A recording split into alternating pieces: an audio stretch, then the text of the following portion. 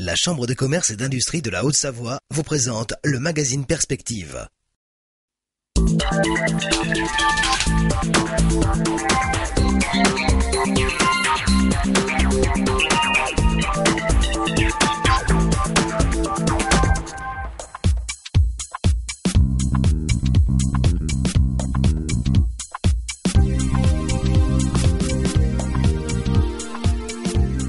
L'agence économique départementale et la Chambre de commerce industrie de la Haute-Savoie ont souhaité vous réunir aujourd'hui pour lancer officiellement, le site internet de l'Observatoire de la création d'entreprises en Haute-Savoie.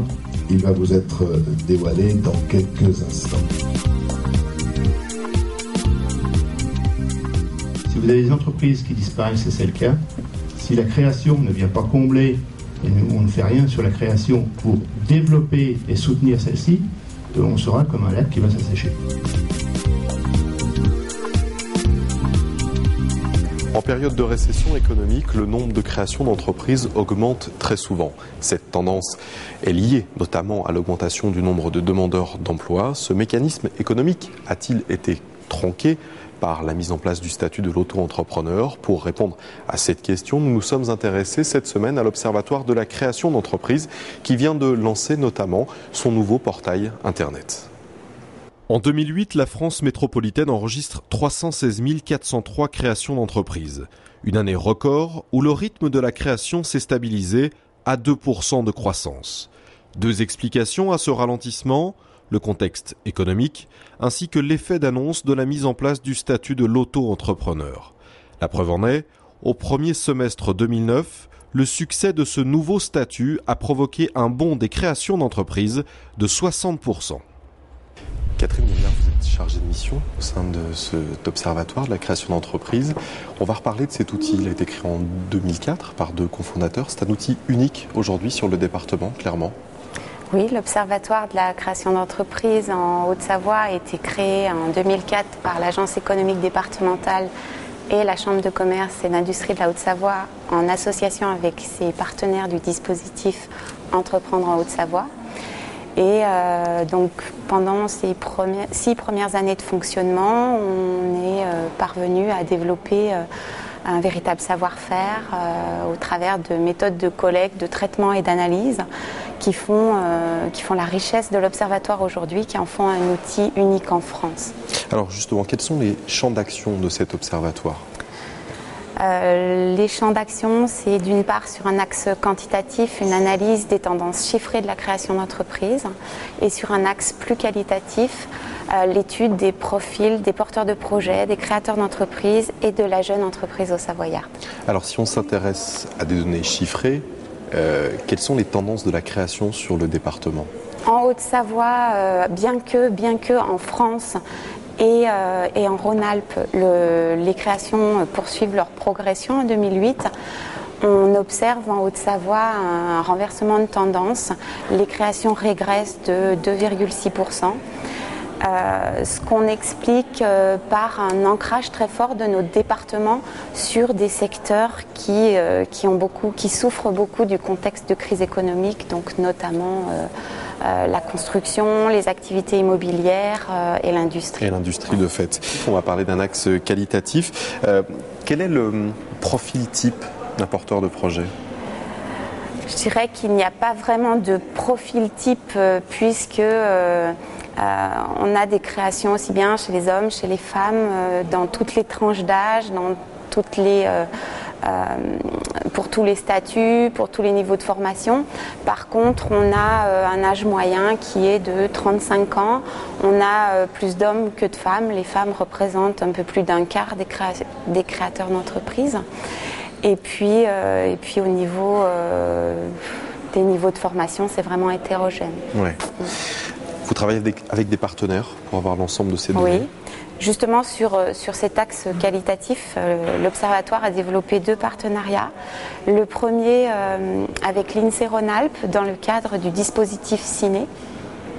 Le dispositif Ciné est un système d'observation des nouvelles entreprises qui consiste donc à interroger une génération d'entreprises l'année de la création, 3 ans après la création et 5 ans après.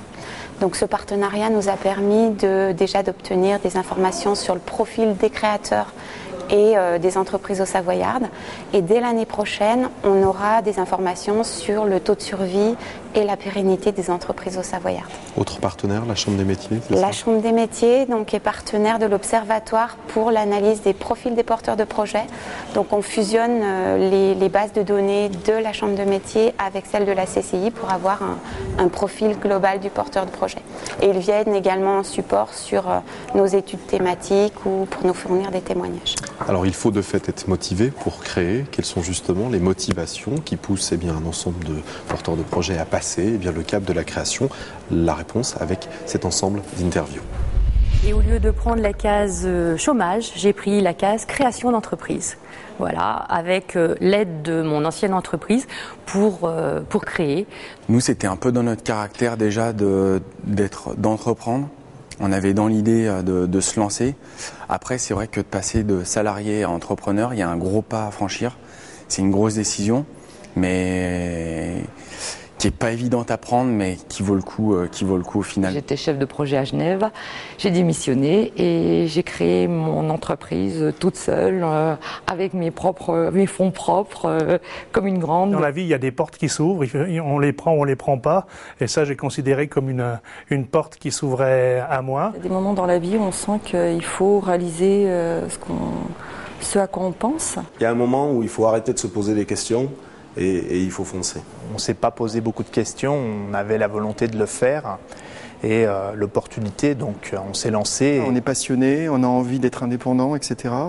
Et parfois c'est au-delà même de certaines prudences de base. On se dit, voilà, j'y vais parce que j'y crois, etc., etc.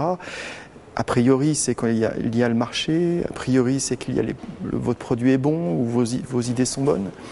Mais finalement, c'est comme le talent, en fait. Le talent, c'est pas vous qui vous l'accordez, le talent, c'est les autres qui vous l'accordent. C'est vrai que la création d'entreprise, c'est quand même un lourd investissement personnel, professionnel. C'est une étude qui se fait pas en 5 minutes. Il faut que ça soit autre chose qu'une bonne idée, quand même. Il faut vraiment l'avoir dans les tripes, je pense quand même, parce que moi, le projet, je le portais quand même depuis longtemps.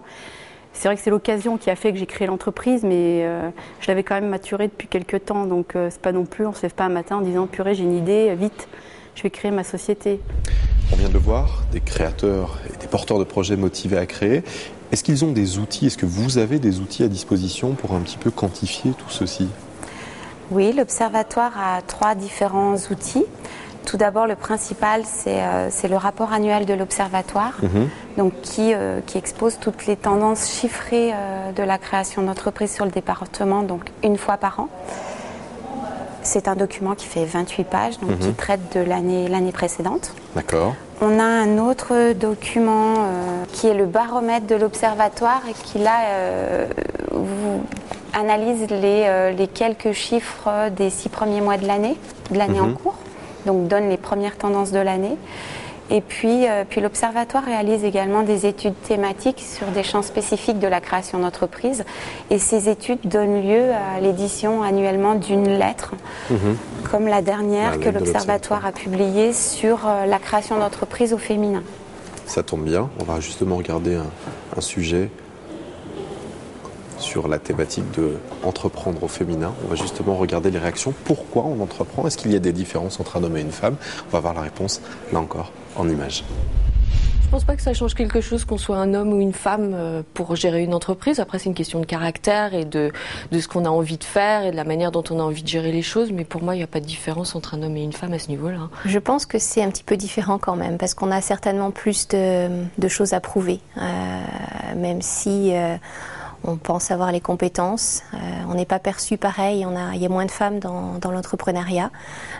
Effectivement, je pense qu'on a plus à démontrer. Maintenant, il y a aussi des enfants, il y a une vie privée à côté. On est peut-être avec une vie familiale qui est prenante. Et il faut savoir faire des concessions et il faut savoir faire un choix. Donc je pense que c'est pas simple. Je dis pas que c'est simple pour un homme, mais c'est peut-être un petit peu moins simple pour une femme. Je pense qu'il faut qu'elle soit mieux organisée parce qu'elle a beaucoup de paramètres qu'un homme parfois n'a pas forcément à prendre en compte. Il y a un aspect relationnel, communication, quand on fait du soutien, quand on écoute le client. Je pense que le fait d'être une femme, ça peut ajouter une dimension d'écoute qui est peut-être moins, on est peut-être moins basé sur une mise en valeur personnelle. Vis-à-vis de certains clients, peut-être que nous avons une possibilité de séduction supplémentaire. Quand on est une femme, eh bien, on a peut-être des atouts supplémentaires. En tout cas, aujourd'hui, eh bien, il faut peut-être pousser ces femmes à entreprendre un peu plus. Catherine Gaillard, elles sont trop peu nombreuses si on s'en réfère aux chiffres. Je pense que oui, il faut les encourager dans cette voie parce que quand elles passent à l'acte vraiment de création, on voit qu'elles créent des choses tout à fait particulières. En plus. On va parler de ce qui nous rassemblait aussi ce matin, c'est le lancement d'un site internet, le site de l'Observatoire de la création d'entreprise, un nouvel outil pour finalement tout savoir sur la création d'entreprise en Haute-Savoie. Oui, c'est vrai que nous sommes conscients que la connaissance ne sert à rien si elle n'est pas partagée. Donc l'Observatoire a concentré ses efforts ces dernières années, ces derniers mois, sur la communication. Tout d'abord par la création d'une nouvelle identité visuelle, donc en 2008. Et cette année, la mise en place d'un site internet dédié. www.observatoire-création.com. Et on peut tout savoir sur la création, les dernières tendances. Voilà. On peut s'inscrire pour avoir l'ensemble des lettres, les outils dont vous nous avez parlé tout à l'heure. Voilà. Merci Catherine Gaillard. On a pu d'ailleurs découvrir un bon nombre d'images de cette conférence de presse ce matin sur le lancement de ce site internet que vous avez également présenté à l'ensemble de la presse.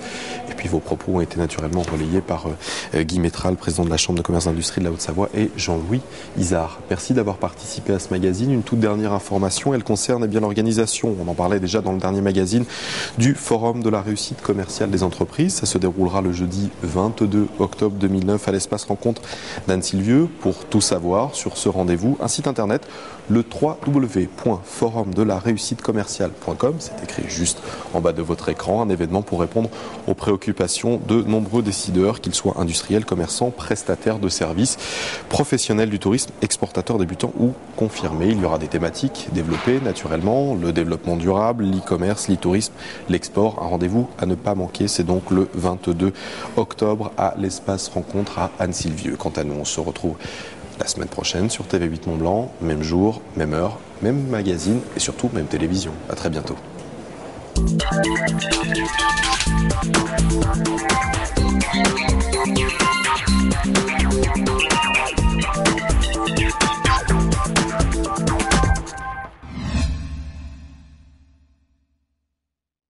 La Chambre de commerce et d'industrie de la Haute-Savoie vous a présenté le magazine Perspective.